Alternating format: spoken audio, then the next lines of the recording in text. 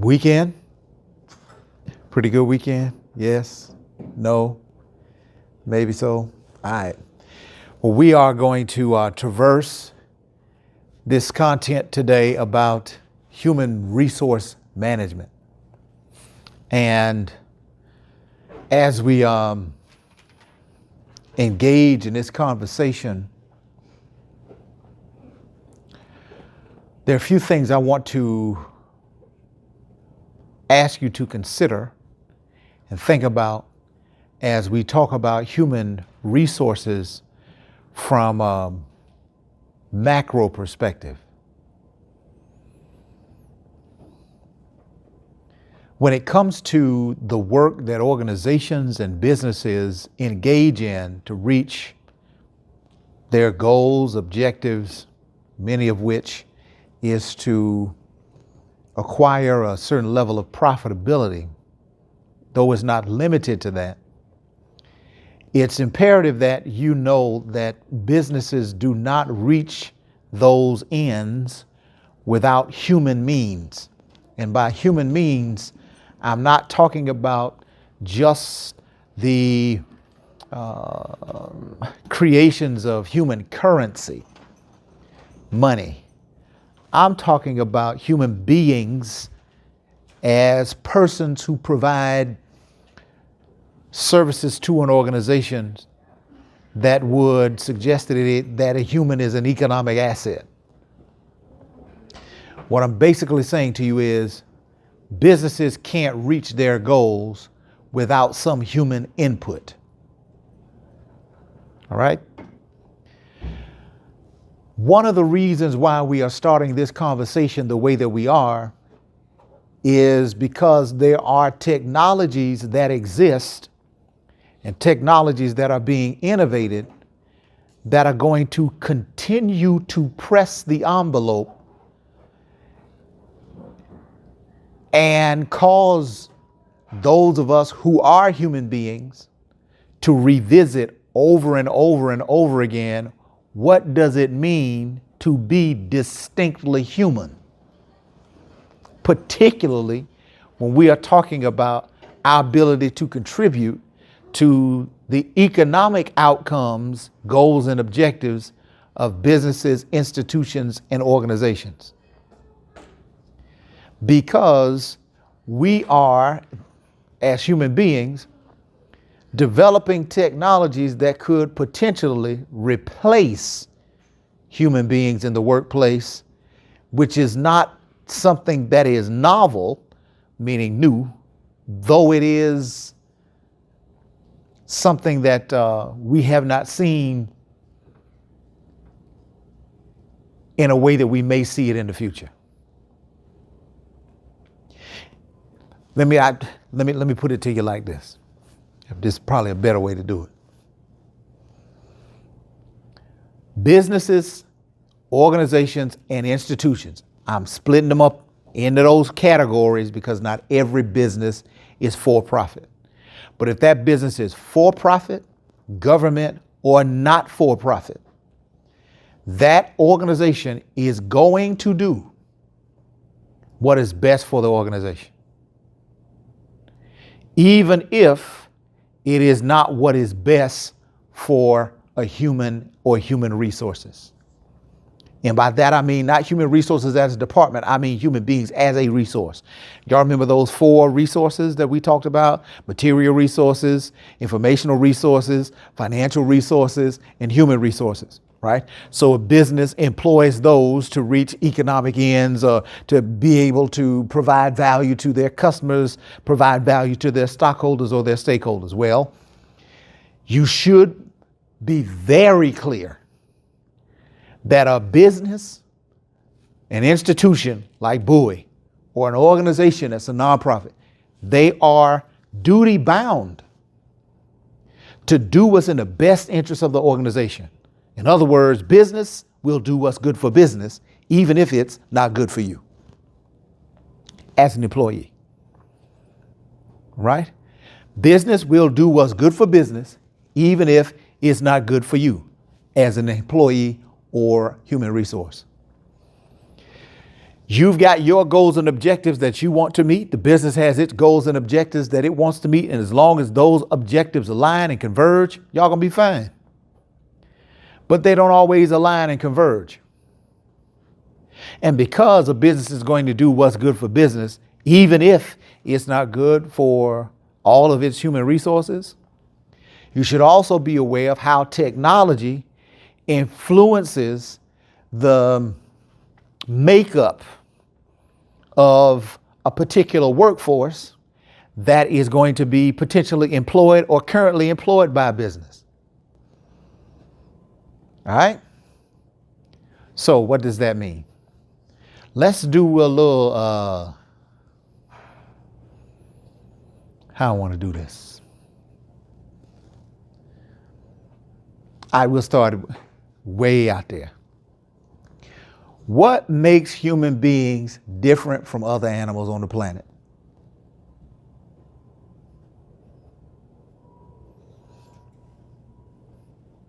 Come on, my little thinkers. I know y'all got something. What makes us different? Go ahead, Nazir.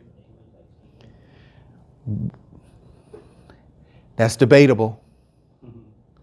Dolphins communicate. So some animals can communicate. And though we have our own language, we don't know, all animals can communicate in some form or fashion. So I can't, this language is different. So I get what you're saying. But I can't, that's not necessarily the major difference, because that's, if you was a bird, you say you have a language too. You follow me? So what does make human beings distinct from all other animal life on the planet? Huh? We wear clothes. How do we get those clothes though? We make those clothes. How do we make them? We manufacture them. So can a bird manufacture clothes? Is that the reason why a bird doesn't wear clothes? The bird doesn't wear clothes because they can't manufacture them, or a bird doesn't wear clothes because they can manufacture them, they just don't want to. They don't need to. All right, so they don't need to wear clothes. They're fine. All right, so that's another distinction. Anything else? If a bird needed clothes, could it make them?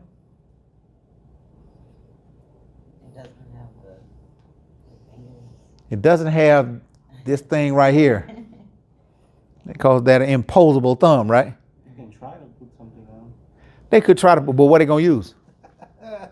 How are they going to use to make it? Not put it on, but what would they use to make it?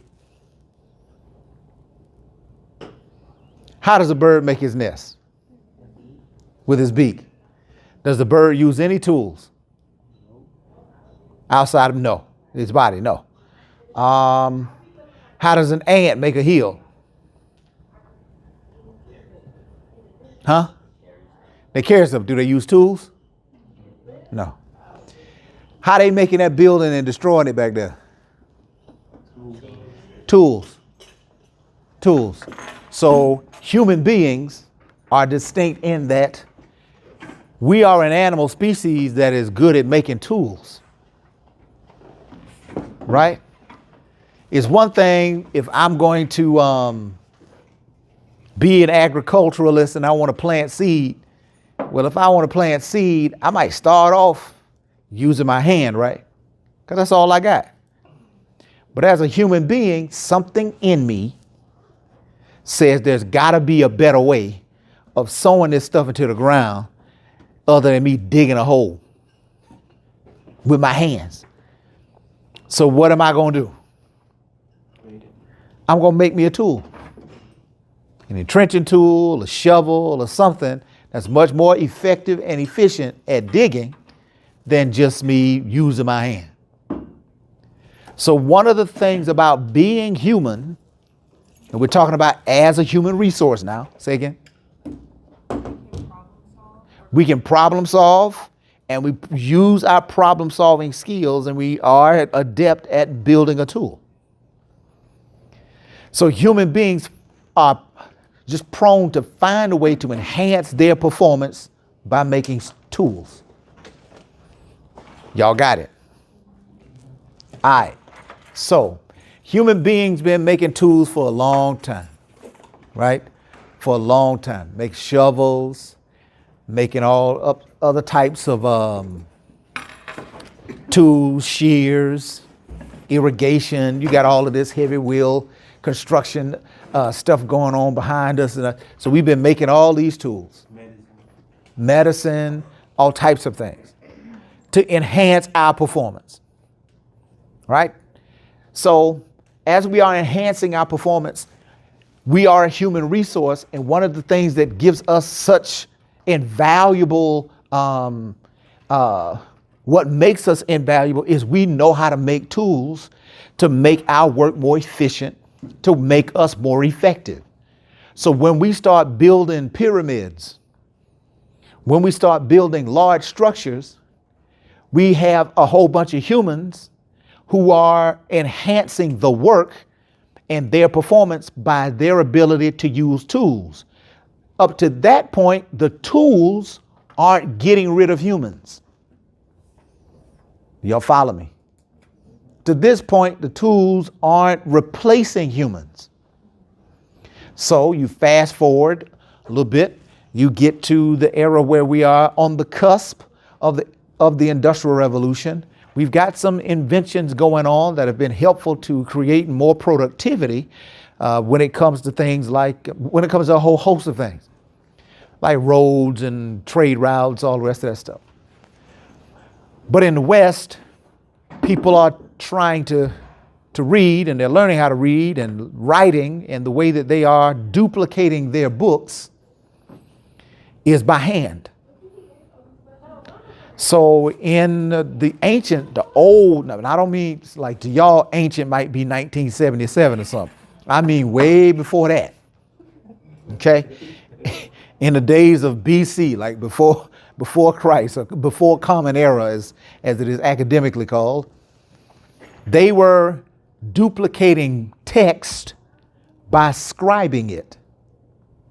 So let's say you wanted a copy of Plato's Republic, all right, or Poetics, or some other type of famous work in ancient times. Well, you couldn't go to a copy machine and get a copy. There was no printing press at that point. So the way in which they duplicated those efforts was they took the original copy of the work, got some paper and a pen, and rewrote the work word for word by hand. That's what they would call a scribe. So if you wrote a book and everybody in this room wanted a copy, you would have to have a scribe to make by hand all of the copies of the book you wrote. That's how things were published. Y'all got it? So, because of that, not everybody in the world could read, because you see how hard it is for a book to go around. Like, that's just difficult. As time goes by and technology advances, somebody develops a printing press. The printing press is able to duplicate text, books, whatever has been written, without the scribe. They've got the letters that are on the page lined up in such a way, and then they just press it. Now you got a page in a few minutes, which would take a scribe probably a very long time to write. So now you got a piece of technology that is doing faster, more efficient, and better a work that was once done by a human. Y'all follow me? So you've got a technology that's doing the work of what a human used to do, but it's doing it better and more advanced. What do you think happened to all those scribes? They're out of a job. So now you're at a point in history where technology is now replacing human resources. Y'all got it? Sure. Fast forward to today. And remember what I said in the beginning. A business is going to do what's best for business. If I can develop technology and use it in such a way where it can replace the work of humans, what is the business incentivized to do? Replace the humans. Y'all with it? No hard feelings, right? It's no hard feelings. Scribes, you just become obsolete like the printing press got you. Now, there's probably a moment in time where the scribes, probably like Blockbuster and Netflix, are looking at the new technology and debating as to whether or not it will be relevant in the future. There may have been some initially looking at the printing press like, it can't do what I do. It don't stand a chance. That new thing, either what's going to happen in the early beginning, it's going to be too expensive for it to be anything worth doing for a whole bunch of businesses, or it's going to be unreliable. So I don't need to worry about the printing press. That may be what it was like early on. But after a while, the more and more people adopt that printing press, now the scribes got to have a different conversation. Either they can say, you know what, I'm going to pivot from just being a scribe to being the person that runs the printing press. Or they could say, I'm going to pivot out of scribing at all, and I'm just going to start writing books, because now if you got a printing press, if I become an author, then I'm going to be paid because it can circulate a whole lot faster. So at a certain point in time, we're early adopting, they may be debating, but later on, they may be like, well, maybe I need to pivot. But there does come a point where if they have not made the necessary adjustment, the more and more that new technology is being adopted, the more and more their old services become obsolete. So when it comes to human resources and being the best employee, best is a qualitative term that is probably associated with a certain skill set, certain qualifications. And you are living in a day and in an age where technology is developing and innovations are developing at such a rate and in such a manner that what you endeavor to do could be done by a robot or artificial intelligence in the next 5 to 10 years. So you are in a space like those old scribes were.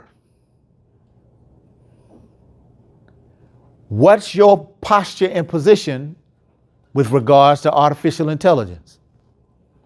Do you think it's probably just going to be too cumbersome and too expensive and people are going to give up on it? Or are you trying to pivot? Are you trying to use it to enhance your performance? Because when it comes to attracting and retaining the best employees, what it means to be the best employee is evolving in real time. Not later. I'm talking about right now. Y'all with me? So you have a decision to make. Am I going to be the type of employee or the type of professional that just says, you know what? I ain't about all that AI stuff. It seems a little bit too complicated. I'm done with it. I'm just, stay in my lane and do this whole human thing. Or are you going to be one that says, I'm going to try to use those tools to enhance my performance so that it doesn't replace my performance? Those are questions that are surrounding the context of this idea of human resources. How is it managed? When I was in school, your age,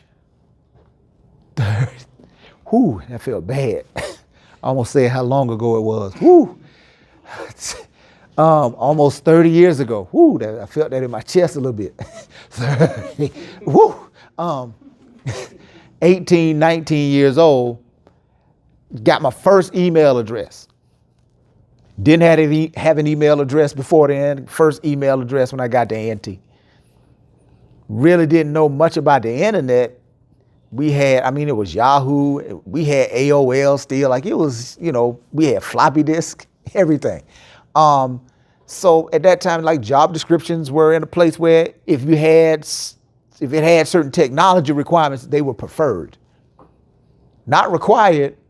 Like these are the requirements on the job description. But if you know how to work Microsoft Word, if you know how to work PowerPoint, if you know how to work Excel, then that's preferred. We prefer that. By the time I graduated, that was not preferred, it was required. So you see how fast business is moving. Skills that are once preferred in 2 to 4 years can become required skills. And now the technology has been with us so long that it's no longer a required skill. It is an assumed skill. It is assumed now that you know how to work a laptop, that you have proficiency with dealing with the internet, that you know how to make a presentation on Canva or on PowerPoint or Keynote or Google Sheets. No, not Google Sheets, Google Slides, right? Those things are no longer something that you just, this is what we prefer. No, these are understoods that you should be able to have. And I think we are in the same place when it comes to artificial intelligence.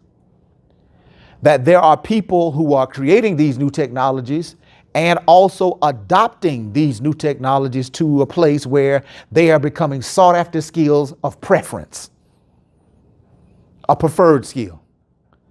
By the time you graduate, what was once a preferred skill may become a required skill. And if you go to graduate school, maybe by the time you finish graduate school, the pace of business keeps moving while you're learning. What was once a preferred skill and became a required skill can then become an understood skill, to where positions that you are seeking is understood that you know how to use artificial intelligence to enhance your performance. So what it means to be a skilled candidate is evolving in real time. So who do you think businesses are recruiting? Who do you think businesses are going after to hire? Are we in, y'all know I do this when I'm about to say something I don't want nobody else to hear. Are we in an age of information, education, or skills development? So we are in an era of skills development and what others call a gig economy. Everybody's got a gig, right? Everybody got a side hustle, correct? I don't need a marketing person to work for my business. I got 5 of them. Right? I can get 5 of them to create me a logo for $25 while somebody else, a graphic designer, is going to charge me $4,000.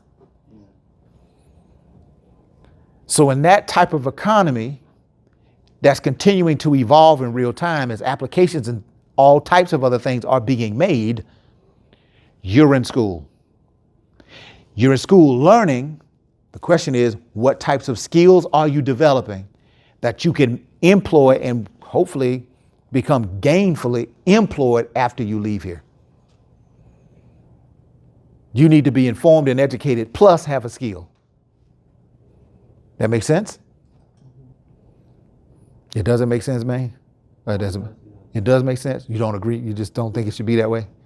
I mean, that's just the way that it has become. All right? So I won't get into other factors.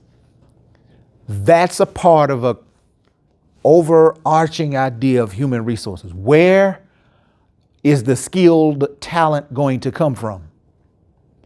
And what types of skilled talent is going to be demanded in the economy of the future? Anything computational. Like if it's computer technology, you're just gonna have to know how to work with it. In one or two ways. Either you are managing the technology, you are employing the technology, or you are developing the technology. And by technology, I just don't mean Photoshop, DaVinci, Final Cut Pro, Google and all of its suites of stuff. I'm not just talking about Microsoft Excel, Tableau, those types of other data or big data processing, analytics, visualizations. I am specifically talking about artificial intelligence. The reason why I'm harping on this is because this text does not. Something happened between 2019 and now. To where things like Siri and Alexa, they were fun and cool to get me groceries. Or to put something on my calendar. But 2025, they close to replacing people's jobs. It's listening in on your conversations. Gaining your preferences. Gemini has a human voice. You follow what I'm saying? The syntax and the language doesn't sound as robotic as it did when Short Circuit came out in the 80s, number 5 Alive. Y'all don't remember that? You with me, right? So the advancement of technology is at such a pace where the curriculums of business schools may be behind. And so to best prepare you, you at least need to be thinking about how it is you are engaging, not the technology that you are comfortable with. How are you embracing the technology that you're not used to? And I know that's hard to think about for a generation of people who were born with a tablet in their hand. But now the tablet, that's old tech. Follow what I'm saying? You have to, how many of y'all watch The Matrix? Man. How many just raise your hands up again? A little bit. All right, so, bro, you got a haircut or something like that, or you usually wear a hood in class? You usually wear a hood in class or something? Okay, all right. I want to make sure I ain't used to seeing that much of your face. So, anyway, gotta be careful, man. Strangers. You know what I'm saying? So in the Matrix, they could learn information just off of a disc being uploaded into their brainstem. That's crazy, right? Right? Do you think it's possible? Yeah. As Elon Musk. Right? It could be. They just use the brain chip to make a paralyzed man walk. Really? I believe that. They're doing that for people who can't hear and people who can't see. Now you can Right? see it too. Yeah. You trying to say I can see now? I mean, Oh, now you can see too. Okay, I'm blind, I guess. So that's tech. So we using. Okay, so on one end, you've got the uploading the information very, very quickly so you can learn it. On the other end, we've got these other physical enhancements that make people look more and more like cyborgs, right? So technology is being used to enhance human performance. It just is. So when it comes to what skills are necessary, you have to figure out how it is I'm going to use technology to enhance my performance. Because and it's going to sound crazy, but the more I can enhance my skills to a business, the more value I can add to that business. You came to school to enhance your performance. And 20, 30 years ago, going to school to enhance your performance was the primary way that it got done. The primary way. The educational system had a lock on information and access to information. And in many instances, they still do. But it's usually at the higher levels of education, like master's and doctoral degree level. That's where you get access to more and more research-based content. Okay? It's to where you start here, you textbook. You get to a master's, you got textbook and research. You get to the doctoral level, it's just research. So now the educational system doesn't have a lock on information, even though they may have a big part of a big chunk market share when it comes to education. So if the market at large does not perceive education as the only way to enhance skill, now you're in competition with people who are enhancing their skill while you're in here getting educated. That makes sense? If the market for people who are trying to get talent, the market for talent, is looking for more skills-based. And in the past, the way to enhance skill was to go to school. But now the way to enhance skill is not just school alone. This means you're in competition with people who are enhancing their skill now while you're in here getting an education. So while you are cultivating your mind, they are cultivating their mind by cultivating a skill, an applicable skill that can be applied in the market right now. That makes sense? So not that there's not value in education. If there's not value in education, I wouldn't be here. You wouldn't be here. Because those human resources, those people with skill, guess what they're going to need? Somebody to manage them. They may know how to do the technical skill, but they don't know how to do the management of people with technical skills. That's where you come in. Management, leadership are real skills. And in order to manage people well, you have to have some information about the technical skills that they bring to the table, but you've also got to enhance your skills for management as well. So when it comes to human resources, it's about how are we getting the most out of the people that we hire? How do we get the best people? How do we acquire the best talent? How do we develop the best talent? How do we pay them? For students in your position, you should develop a paradigm, a mindset to see yourself as an economic asset. Do you know what that means?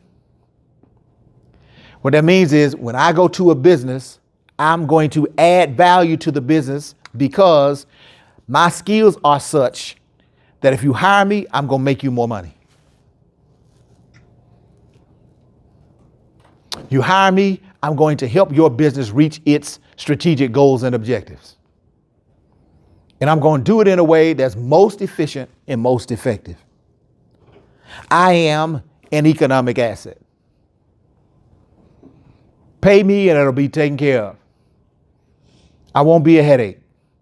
I'll be efficient, I'll be effective, I'll be ethical. I'll help the business grow. I help the brand grow.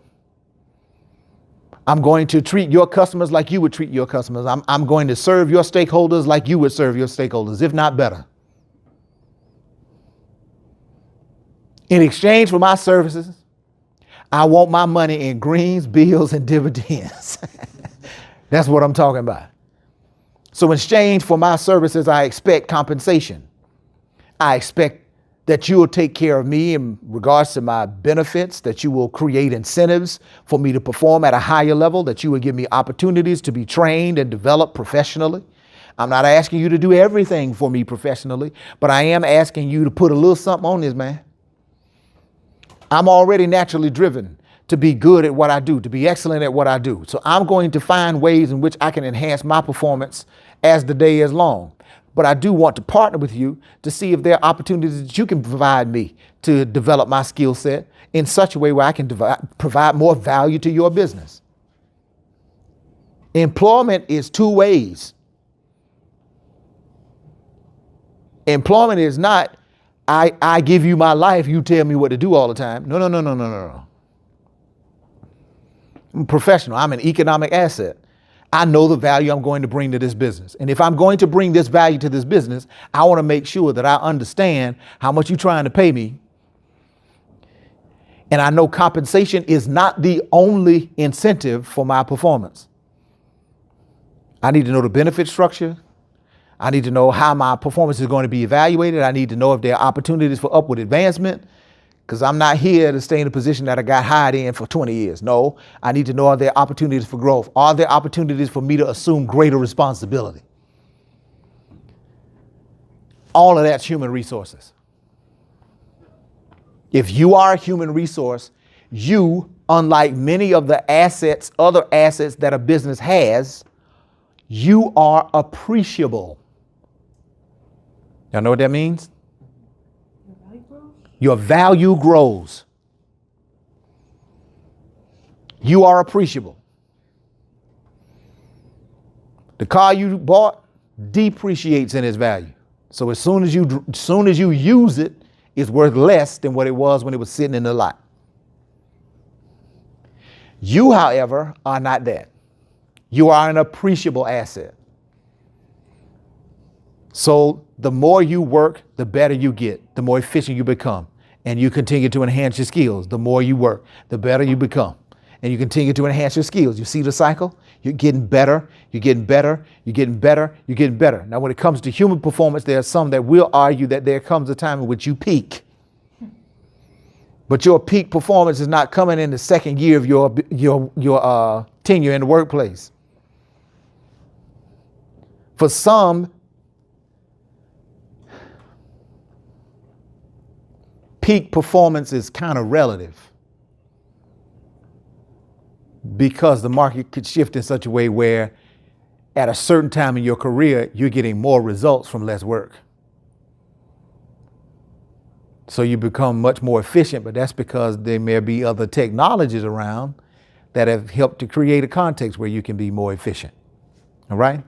So human resource management is the activities of acquiring, maintaining, and developing an organization's human resources. That's all the activities.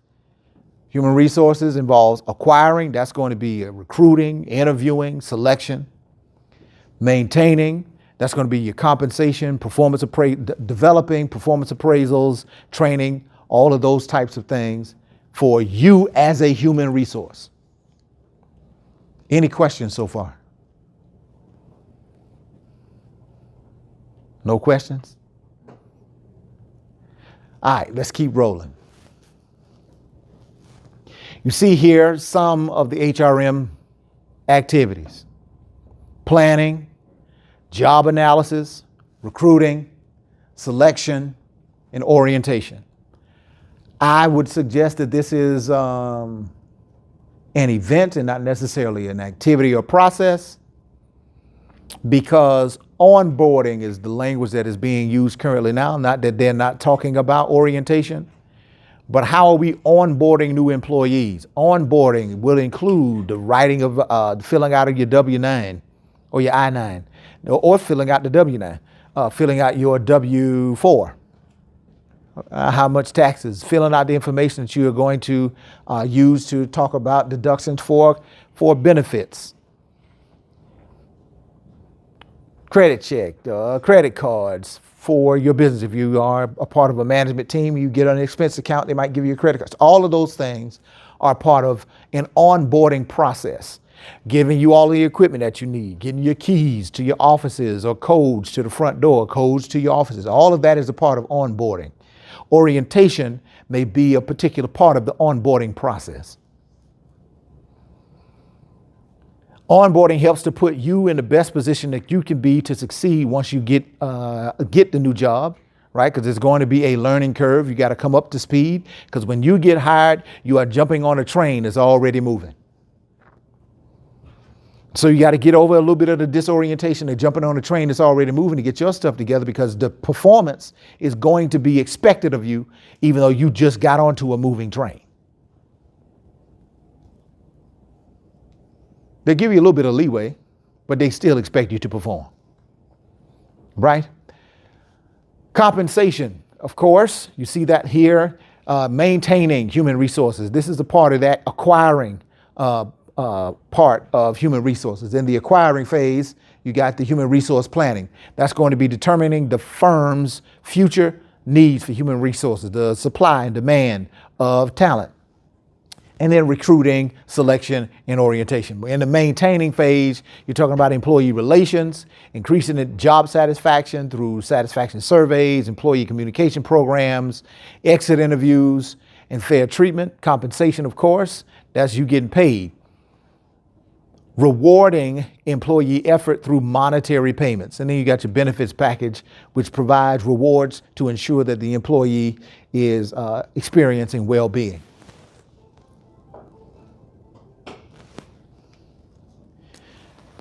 But is the business invested in your well-being because it's good for you? No, Why are they invested in your well-being? for the success of the company. Because it's good for business. Right? Where nobody caring about the well-being of slaves. They didn't see how it was bad for business. What was good for business was slave compliance. And so harming their bodies, just a part of that process. You follow? I am not suggesting that there aren't businesses and cultures who have a vested interest in employees' well-being, and it is altruistic. It is for good reason, out of the goodness of their heart. But business-wise, theoretically, the research suggests if you've got employee well-being, then it's going to increase employee performance, production, and enhance the overall organizational performance. So there's a reason why they invested in your well-being that is not directly connected to the heart of the organization, because they just feel so compelled to make sure you're going to be all right. Because if it came down to your well-being or the well-being of the institution, you might get fired or laid off. And at that point, are they concerned with your well-being? Not really. Again, not all firms are that way. There are some firms that try to devise ways in which they don't lay anybody off. But that's because they really, truly, internally believe that what's good for you is what's good for business as a stakeholder and an employee. The development phase deals with training and development, of course. All right. And for this, I would say to you, do not depend solely, i.e., do not depend only on the organization for your growth and development as a professional. I was having a conversation today with my daughter. She texted her mama and said that she was having some challenges with one of her professors, and she needed to talk to somebody before she addressed him after class today. Well, of course, Mommy had a meeting, so guess who had to step up? I got voluntold to talk to her. All right? So that's my baby girl. I love her to life. So I'm talking to her, and she's giving me the run as to what challenge she is having with her professor. They're not seeing eye to eye on his process for grading. She's not entirely clear as to why certain papers she's received have been riddled with point deductions with no commentary. Right? So he's taking points off and not saying what he's taking points off for. Okay? And so she's also had a challenge with he is not necessarily preparing us for what the class said he's supposed to be preparing us for. Right? So we get to the end of the conversation, and I wanted to remind her, because she is an undergraduate, and I'm not going to tell y'all anything that I ain't tell her. I said, you do not have to depend on your professor for your education.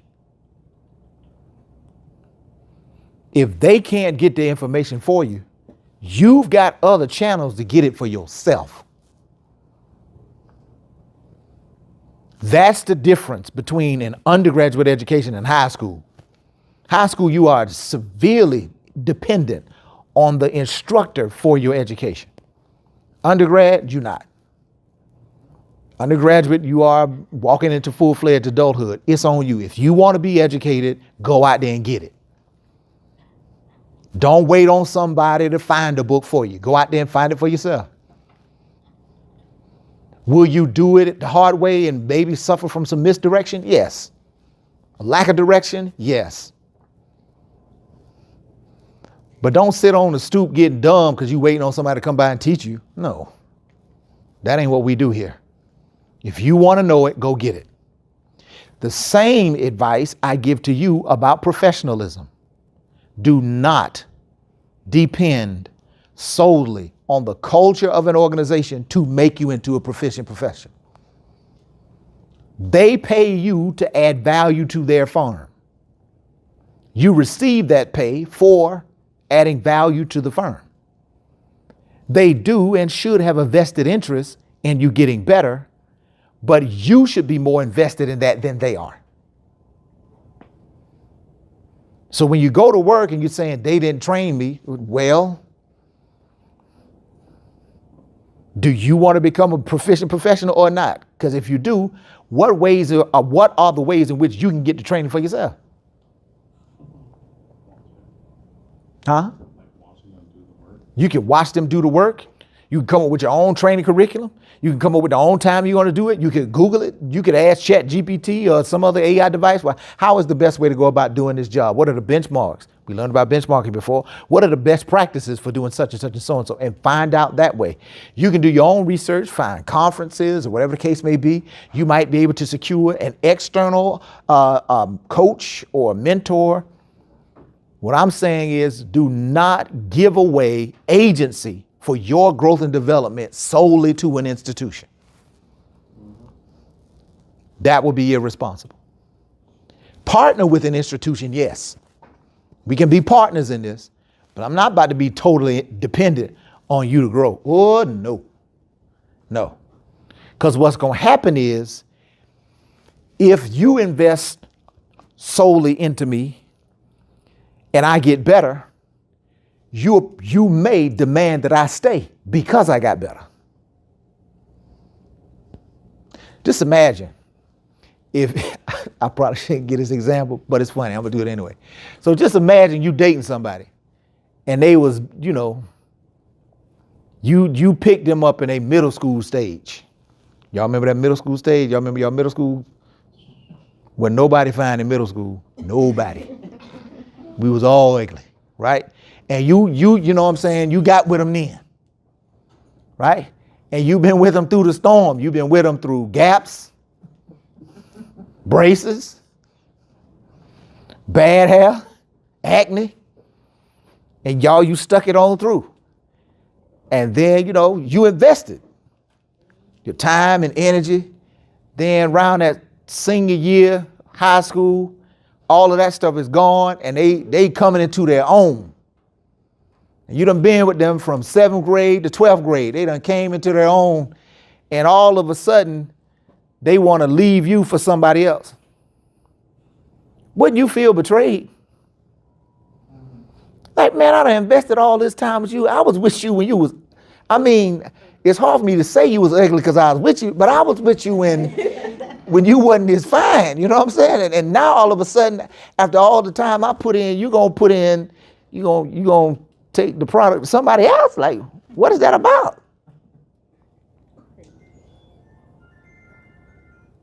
Businesses want you to be loyal. You want to be loyal to the business or the organization, but that loyalty is not always reciprocated. If you find a better opportunity to go work at another firm and you tell the business and they make you feel like you owe it to them to stay, just imagine how they would respond if an employee came with a better skill set than you. Do you think they would be loyal to them?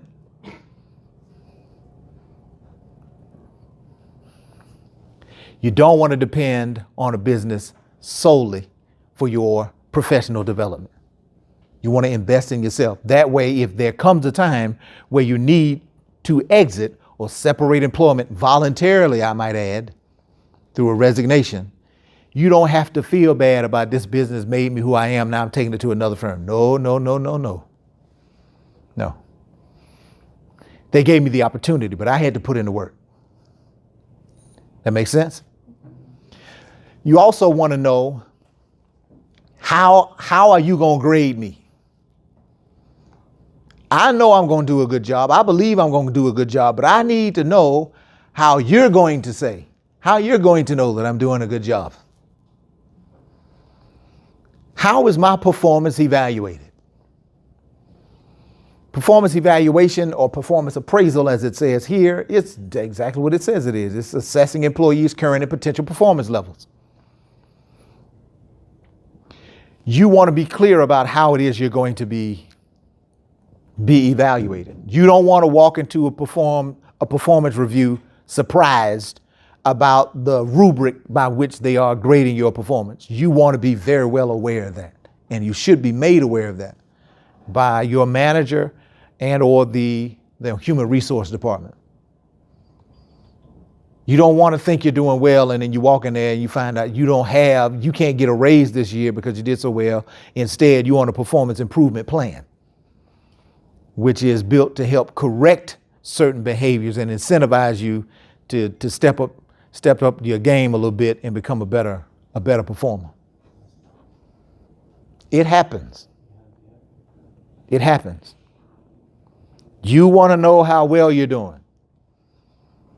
Because you want to know, hey man, I done did so well. Is there not a reward on the table? I don't get a raise. I don't get other opportunities. Can I get another type of benefit? Can I get a vacation, a trip, bonus? What we doing? I'm killing the game right here. You said it. You said I'm killing it. So since you and I both agree I'm killing it, pay me in some, what other compensation, what other rewards are there on the table? Or are we just doing all this for fun? Kicks and giggles, right? So here's some of the responsibilities for human resource management, particularly on the planning side. It's a shared responsibility between line managers and staff that are HRM specialists. So your managers, or you as a manager, you do not have to be an HR specialist. You don't have to be aware of all of the different laws and legalities, compliance and regulations of the HR department, but you do need to be informed about how it is you and HR specialists partner together to bring the best out of the employees that you serve. You do need to be aware of that, even though you're not an HR professional technically. Here are some specific HR activities that are assigned to those in the best position to perform them. Planning and job analysis is usually carried out by staff specialists and with input from line managers. Staff specialists know how to structure the job. The line managers know what the job entails. Staff experts handling recruiting and selection, although line managers are going to be a part of the interviewing and hiring process. Staff specialists devise orientation programs that are carried out by both staff specialists and line managers. Compensation systems, including benefits, most often are deployed and administered by the HR staff, right? So how much you can get paid is not determined by the hiring manager. How much you can, in some cases they may be, because some managers have some budgetary responsibility and they got a little latitude with that. But most times the HR decides that. This is what the pay range is for this position.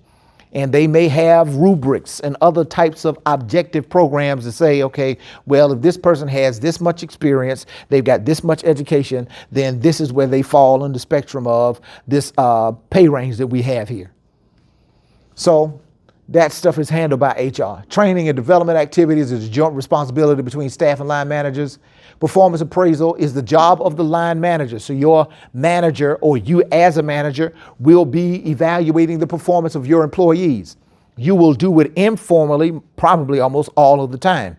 But the formal appraisal process, where there's paperwork to be filed, that is done in conjunction with the HR personnel, who will design how the firm does its appraisal system, what type it is, how long is it, when is it supposed to be, what questions are asked, what can the results be of this particular such and such and so and so. How do you calculate the rubric to determine how much their bonus should be or how much a potential raise should be?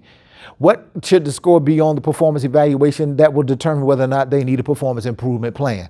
How many signatures need to be on there? How many witnesses need to be in a room while you're doing this? So it's not just he said, she said. You got somebody else in the room to say, this is what the manager said, this is whether they agree with it or not, and now we can move forward. Any questions? Y'all sure? Y'all knew this stuff already? Okay. You knew it already? A little bit? Okay. Anybody else knew it already? No? Yes? No? Y'all look like y'all knew it already. I'm just saying. Human resource planning, the development strategies, they develop strategies to meet the firm's human resource needs. Always trying to figure out, are we hiring? Well, the decision for hiring is probably made, whether it is formal or informal. I have not said this yet, but it does need to be said yet. But it does need to be said. Every business does not have a human resource department, but every business or organization does have an HR function. If the business hires and fires people, if the business pays people, they do have an HR function. You don't have to have an HR department to do that stuff. Okay? I say that because small businesses may not have a certain number of employees to have a staffed HR department. They may not have the resources to staff somebody who is an HR specialist. They may have to develop a partnership with a firm that does HR stuff for small businesses and do it that way. All right. The organization's overall strategic plan is a starting process to determine what the human resource needs are. And then they forecast the future demand for human resources and the like, and they determine what the supply is. And the final step is to take steps to match supply with demand. Planners should base the human resource demand forecast on all relevant information. You see how technological advances are creating new opportunities in forecasting for what businesses are going to need from a human resource development or human resource demand side. Human resource managers use forecasting information to determine both the number of employees and the required qualifications. It's a lot of investment there. These types of things are not directly revenue generating operations for a business. So you got to have enough revenue in order to have people doing this. But in a small business, they're not using it technically the same way. They're just trying to figure out, okay, we need more help. They may not have a formal process where they're going through all of this stuff to find out what the supply is and what the demand is on the business with regards to human resources. Forecasting supply is similar. It's just the other side of the equation. Supply must take into account both the present workforce and the changes that may occur in it. So supply here is connected to the skill within the workforce. Y'all got it? So if the workforce in general has 6,000 plumbers and I need an electrician,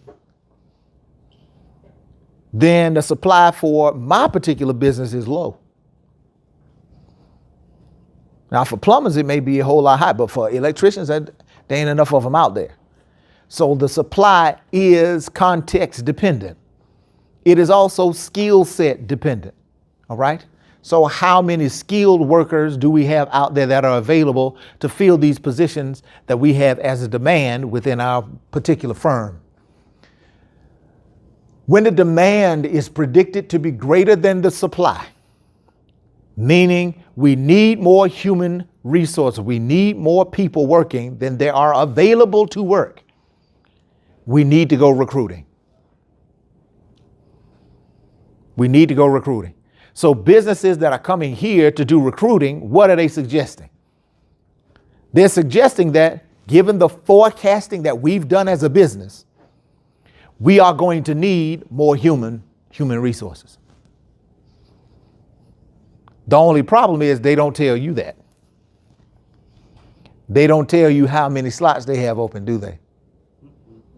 They just show up here, you give them the resume and your hopes get all up, but you don't know they done been to 14 universities and they only got 10 slots. Yes. They did the same thing in my company. Oh, really? They did the same thing. I just hired one more person. They only hired one more person? How many schools did they go to?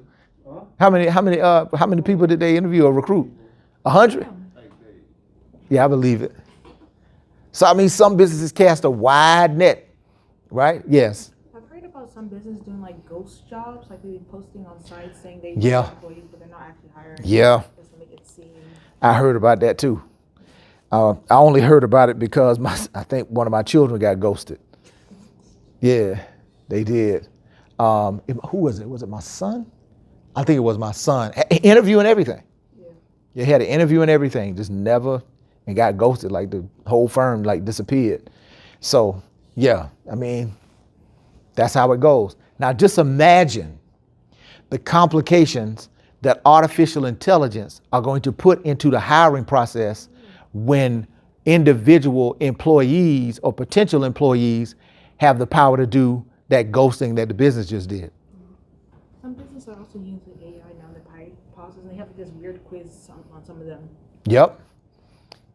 So they're using AI to evaluate resumes, to give tests. But think about it. You could create an AI profile, possibly conduct an interview, get a job, and you didn't participate as a human in the process at all. Them days is coming. Those days are definitely coming. But anyway, when the supply is predicted to be greater than the demand, in other words, there's more skilled workforce available than jobs available, then what do? Well, it says the business lays off people, thinking about natural attrition, and natural attrition is just the number of people who are probably going to leave this job anyway. Age out, just burn out, whatever it is. People they may force into early retirement. They could have some buyouts to say, you know what, we in a tight spot. We need to, instead of laying off people, we just want to encourage people to take this buyout severance package, or they could just go ahead and fire you. Those are steps that a business might take to ease the pressure off of, we got too many workers and not enough work. Now, the Department of Government and Efficiency, or Department of Government Efficiency, is engaging in some of these activities. Yes, Favor. What's the benefit of like a buyout/severance package for a business? Or you get them off your books. Like instead of having to pay people for a long period of time, their payroll taxes and all the rest of that stuff, you can just get that expense off your books like that. And you know where the cash flow is going to come in. You see what I'm saying? So you could possibly use some of the cash on hand that you have and not have to worry about, 6-9 months down the road, we still got this big payroll stuff. Because that payroll, depending on how the business is run, that payroll can hit the business every 2 weeks. So you're thinking about, if I have a payroll that's $250,000 every 2 weeks, that's $500,000 a month. Well, if I can get enough people to take this buyout in the next 2 months, then I know 3 months from now, I'm going to be in a better position for these payroll things. And that's just going to keep adding money to the budget, adding money to the budget, adding money to the budget. That makes sense? Yes. Any other questions? Good question. All right, cool. Culture or cultural diversity in human resources. Did somebody just make a noise and say, Who said that? What was that about? I know y'all have to have an opinion about this stuff. Like you said, it's a big difference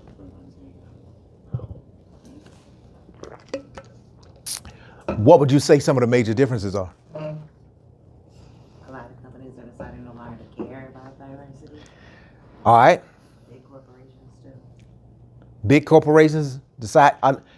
Are they deciding or are they being pressured?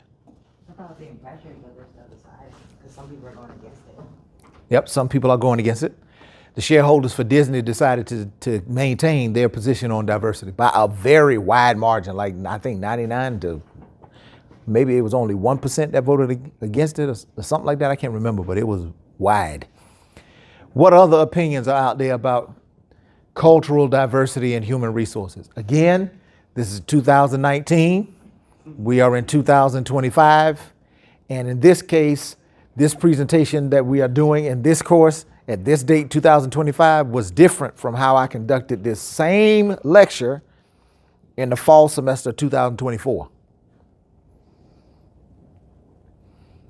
Diversity, equity, and inclusion wasn't on the table to die, as it has been dubbed, that DEI is dead. What do y'all have? I mean, y'all happen to be, black or people of color, right? And so as people of color, black, indigenous people of color, BIPOC, or whatever you are, you going into the workforce, how you feeling?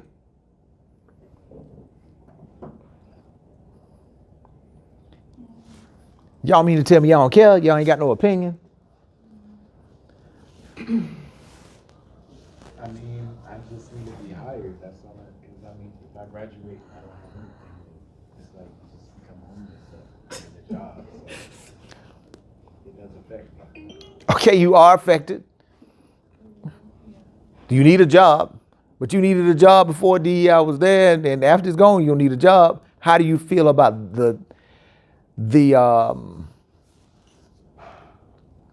how do you feel about the environment that you're going into? How do you truly, for real, how you feel? Yes. It's kind of like now you have to be mindful about, I mean, of course it always has been how you carry yourself, but also it's about where you apply for these jobs. Are they even going to hire me because of what I look like or what I qualify for according to them?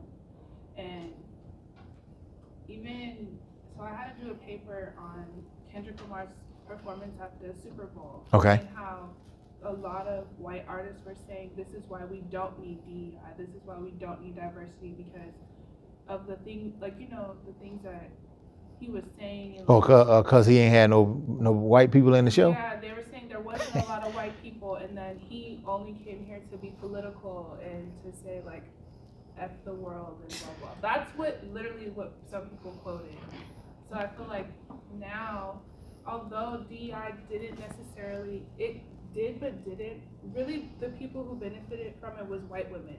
So now it's kind of, not it is what it is, but at least you know that these places more than likely won't support you or hire you because of the color of your skin. Even though that sounds bad, at least you're more aware. That's very good point there. You're very much more aware. How are you responding to that heightened awareness, though? That's my question. Seeking out people who do still black companies.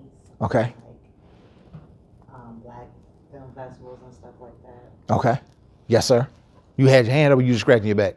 Oh, I was saying, I feel like it just depends if you going into a field that you know that they are more preferring about the diversity, you can use that to your advantage instead of seeing it as blackness.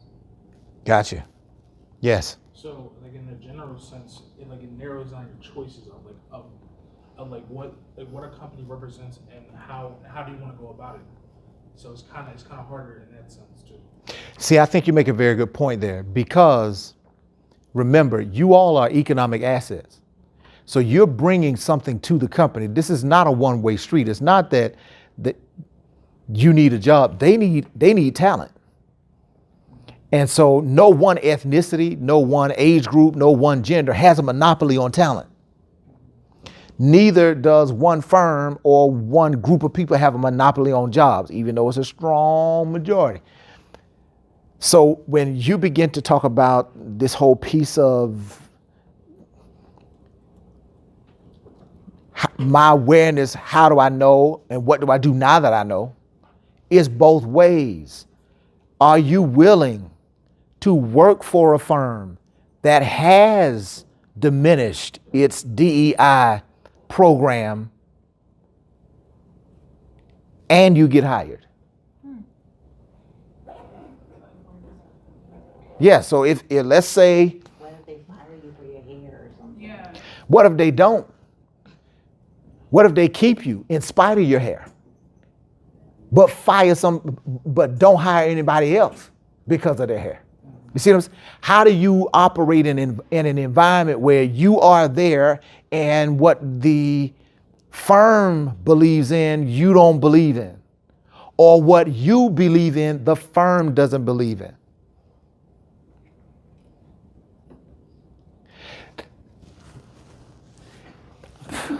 I'm being recorded, man. Shoot, I'm being recorded. I never forget, I had a friend of mine. I probably shouldn't tell y'all this, but I have to change the way I'm gonna phrase it. Yeah, I changed the way that I'm gonna phrase it. Huh? I probably shouldn't tell y'all this. Yeah, I mean, that's just how it goes. Because sometimes I'm like, this is probably not professorial at all. I mean, we ain't delving deep into, the theory of this. But anyway, I had a friend of mine who operated in the healthcare sector. And the healthcare sector has a tendency to be diverse at levels of administration. But the higher you get in levels of administration, the more and more cloudy it gets. Right? Down south, we call it Lily. That was a flower company. Lily White is what they used to. Anyway, so the more and more homogeneous it gets from gender and race. If we have time, we'll delve into the difference between ethnicity and race. So gender and race. In other words, the more and more you got up into the upper levels of administration, particularly within the C-suite, the more it was white male. So there was diversity at levels, but not every level. And there are times, and this is one of the kickers, where you have someone who is a person of color, but it's just one of them. Right? What would be called a token. Right? That's what we would call it amongst ourselves. And I don't know how, I really don't know how our European cousins, because I'm being recorded, I don't know how they talk about that, but that's what we call them on our side. That's the perception. And a friend of mine was one of those people who would be in those circles and be the only one of his kind. He, from his commentary, was definitely not a token. He was qualified, is qualified, all the rest of that stuff. He's definitely not that. Wasn't hired because of no quota or nothing. And what he would often say as we would converse about the challenges of being a professional African-American male with executive aspirations, he would tell me, always remember this. He said, and this is his statement now, and I quote, I ain't say I said this, I'm saying he said this. You follow? He said that white folk hate black people in general and love them in particular. Do y'all know what that means? Yes. That means that the one black friend is getting genuine love. But the ethnicity as a whole is held in contempt. And you have to ask, if I'm the one in particular, is that good enough for me?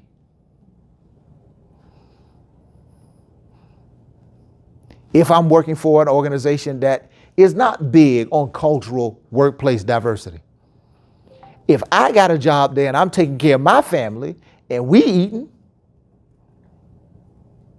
am I good with that? Or am I okay knowing that they love me in particular, but they hate my folk in general? I feel like, how do they show it? How do they show that hate? Yeah. They have their ways. I'm saying I'm comfortable being the only black person in the room if it's not an environment where I feel like it's hostile. Okay. Yeah. What's hostile? Like, Y'all seen that clip of that girl, that white girl at the university? I'm gonna have an issue. I would want to fight immediately if being called nigger. Okay. It's being said in my presence. Okay. But what if they're asking you questions like, can I touch your hair? I'm all right with that. I'm actually okay. What if they ask certain questions that bring about broad generalities from their specific interactions with you? Like what? Do all your friends have hair like yours? Okay. I would think they were ignorant, but I wouldn't feel like I don't want to work here. I would just feel like I work with some ignorant people. Okay. So the microaggressive racism you cool with? I can handle that because I can dish it too. And I can keep it quiet. Okay. That, again, it's personal preference now. Anybody else? You good? Being the only one of your kind, long as your bills paid? Temporarily, but not in like the long run. Not like the long run. Okay. How long is temporary?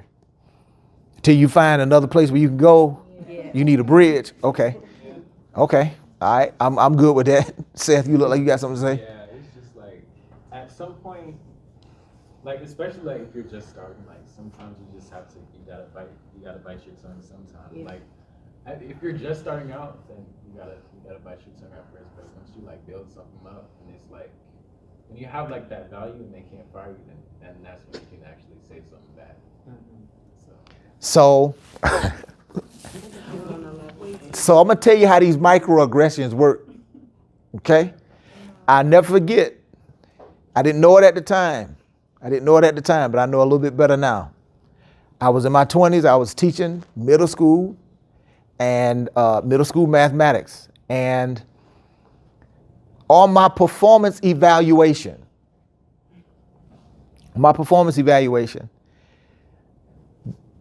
the assistant principal evaluating my performance as a teacher had this comment on there that says, I have built a wonderful rapport with students. Right? You know what that's code for, right? I do well with all the problem black boys. Oh, really? Yeah. Yeah, that's kind of how it goes in education. I'm out of education. I'm not teaching anymore. I got another profession. I go to my son's 5th grade trip to DC, as a matter of fact. And I'm a chaperone. I'm there to hang out with my son. My son has never in his entire life been a behavior problem in school. Never. That's just not his way. He ain't cut like that. The boy got the fear of God or his mama or his daddy. I don't know what it is, but he's never been a problem. Never, ever. None at all. I go on the trip to hang out with my son. Guess who gets all the problem black boys? Oh, the black dad. The black dad. So sometimes some of those microaggressions is because you are black, you should be able to manage people who look like you. Would you be all right with that? That's another one of the microaggressions. I feel like it. And you see how this can be incentivized. It's more responsibility. So you get paid more to manage your people. Right? So you were going to say something? No, that just kind of happened to me. Oh, really? I didn't take it as that. Now I'm like, oh. It could be safer for the people you're managing. It could be a compliment. Well, wouldn't they put like Hispanic people in charge of Hispanic people because they're bilingual and like? I'm glad you bring that up because that is an ethnic difference. There's a difference between race and ethnicity. All right? The two of you speak Spanish? Do you speak Spanish? Where y'all from? My parents are from El Salvador. El Salvador? Where are you from? Cuba. Those are two different ethnicities. They speak the same language, but even in speaking the same Spanish, Cuban Spanish and El Salvadorian Spanish probably ain't the same Spanishes. They are? No, they're different, right? There's certain probably dialects, I would say. Certain dialects that are different. Certain words for certain things, right? So you see how and I don't mean to bring y'all out, but I'm glad y'all in here. The hue of their skin is similar, correct? But they even within that same hue, which would be race, the hue of your skin, the physicality, there is an ethnic difference there. So ethnicity is about nationality. It's about traditions. It's about how we celebrate holidays. It's about the commonality or distinctiveness of our language. It would be like if you looked at the two of them and you said there's somebody else in here and they're from a Spanish-speaking country. Let's say that they're from Cuba, right? And so you don't know it. You said that person you speak Spanish, and you ask him to talk to him. Well, he's from El Salvador. He's from Cuba. So you a little racist. Because you assuming that all Spanish-speaking people are the same when they are not, right? But that's how we've been programmed in this country, to go with physical features first and assume diversity is about physical features when diversity is more than just physical features of race. When you get down to the nitty-gritty, that ethnicity stuff is much more meaningful too. Who do you think created race?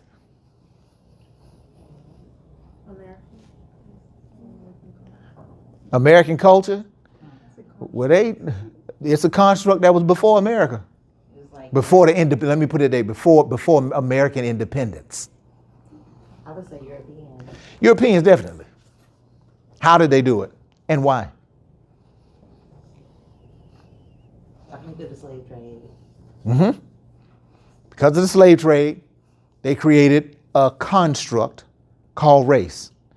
The slave trade was inherently about economics and human resources. So did America have a problem with cultural diversity? No. They took away. They ain't mind black folk being slaves. They took their culture and replaced it.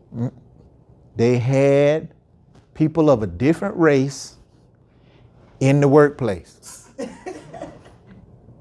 Wasn't the workplace diverse? Yeah. Well, the workplace, there was like one group of people working. No, you had managers, you had overseers, you had the owner. It was like a small group compared to the. What's the difference now? Didn't I just say in healthcare, you got people, but how you get to the top, the more homogeneous it look. Okay? Race is a construct that was created out of economic need to justify for the subjugation of employees at a lower level. And the fact that you ain't have to pay them. Okay? And so when we talk about diversity, particularly in America, we can't get around the idea of cultural diversity in the workplace was started based on an economic need. So when we think of cultural diversity now, we don't think of it primarily as ethnicity. We think of it about physicality, race, gender.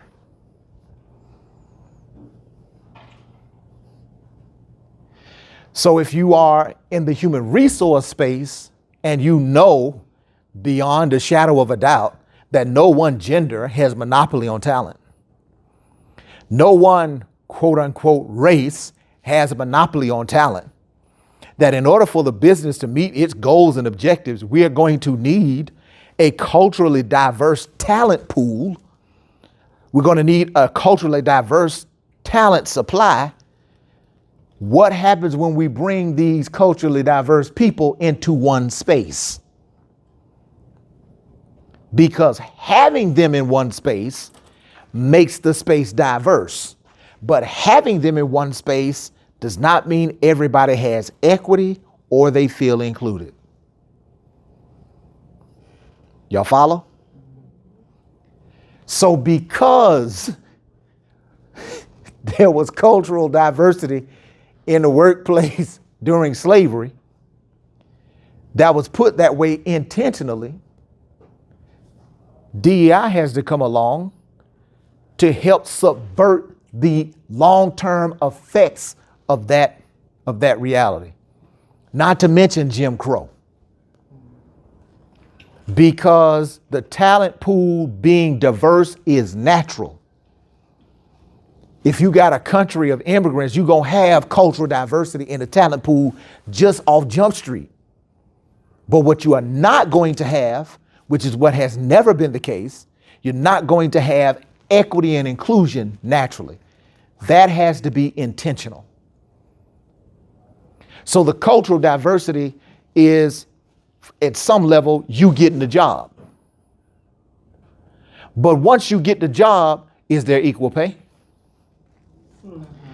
Once you get the job, are you included, or do you feel included at every point of administration or whatever the case may be when it comes to the opportunities for advancement or getting into the upper hierarchy, what they call upper echelon of a business? Do you feel included in that? Are they celebrating any of the holidays that are a part of your ethnic group?